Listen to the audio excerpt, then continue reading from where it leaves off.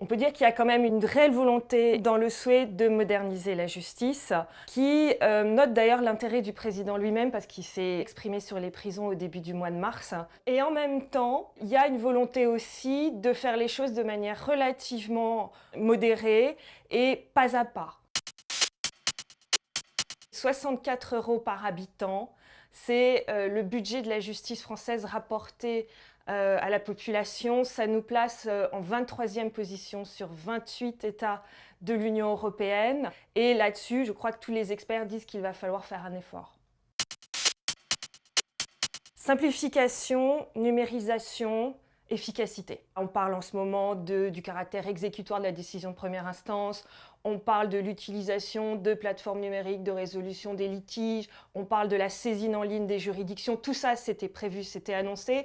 Il y a d'autres choses qui n'étaient pas anticipées, comme par exemple la création du tribunal criminel, comme la réforme actuelle de la procédure pénale, ça ne faisait pas exactement partie du programme.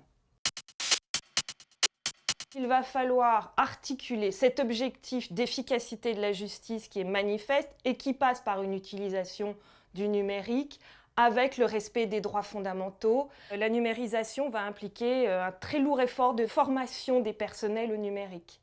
Et donc il y a probablement encore des efforts budgétaires à faire.